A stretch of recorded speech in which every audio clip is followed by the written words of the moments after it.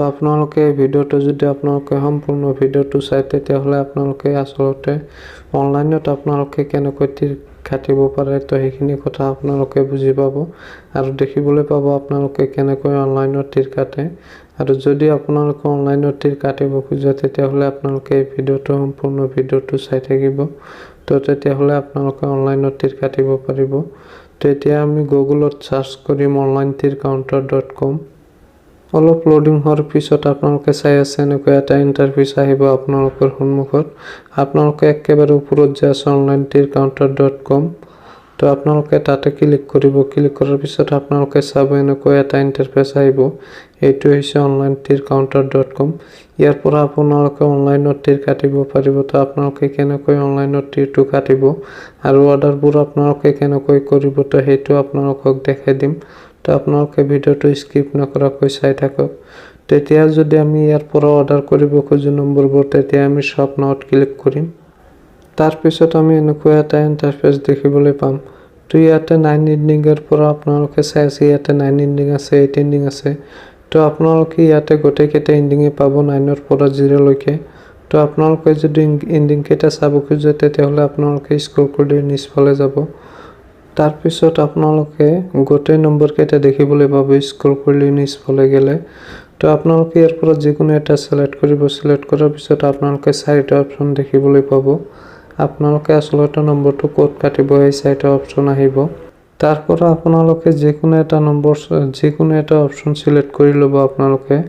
আপোনালোকে আসলতে নম্বৰটো ক'ত কাটিব তো যিকোনো এটা সিলেক্ট কৰি লোৱাৰ পিছত আপোনালোকে ইয়াতটো সাৰ্চ কৰিব।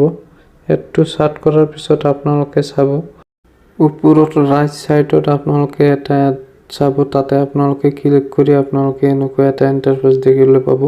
মানে ইয়াতে আপোনালোকে অৰ্ডাৰবোৰ আপোনালোকে প্লিজ অৰ্ডাৰত তেতিয়া ক্লিক কৰিব লাগিব তেতিয়াহ'লেহে আপোনাৰ অৰ্ডাৰটো হ'ব। তেতিয়া আমি প্লিজ অৰ্ডাৰত ক্লিক কৰিম। তাৰ পিছত আমি ইয়াৰ পৰা আমি পে কৰিব লাগিব। তো আপোনালোকে চাই আছে অৰ্ডাৰটো সাকসেসফুল হৈ গৈছে। হৈ যোৱাৰ পিছত এতিয়া আমি অৰ্ডাৰটো পে কৰিম কেনেকৈ। তো এতিয়া আমাৰ হোৱাটছআপত এটা SMS আহিব। তো আপোনালোকে আপোনাৰ হোৱাটছআপ নম্বৰটো দি কনফাৰ্ম কৰি ল'ব। তো সেই আপোনালোকে হোৱাটছআপৰ SMS-ত যাই আপোনালোকে পেমেন্টটো দিব পাৰিব। তো বলক এতিয়া হোৱাটছআপত তো আমাৰ হোৱাটছআপত এনেকৈ এটা লিংক আহিছে।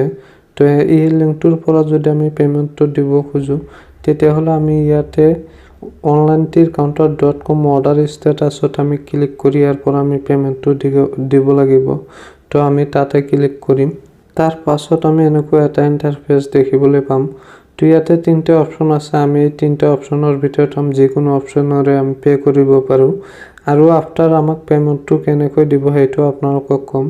যদি আপোনালোকে পেমেন্টটো পায় তেতিয়াহ'লে আপোনাৰ হোৱাটছআপত আপুনি পে নম্বৰটো তাক দি দিব আৰু সিহঁতে আপোনাক পেমেন্টটো আপোনাৰ পে নম্বৰত পেমেন্ট কৰি দিব। আফটাৰ 30 মিনিটৰ ভিতৰত আপোনালোকে আপোনালোকৰ একাউণ্টত পেমেন্ট পাই যাব। সেইটো 100% জেনুইন। তো আপোনালোকে ভিডিঅ'টো চাই নিশ্চয় বুজি পাইছে আসলতে আপোনালোকে কেনেকৈ অনলাইনত তীৰ কাটিব পাৰে। তো আপোনালোকে অনলাইনত তীৰ কাটিব আৰু ভিডিঅ'টো শেষলৈ চাৰ কাৰণে ধন্যবাদ জনাইছোঁ আপোনালোকক।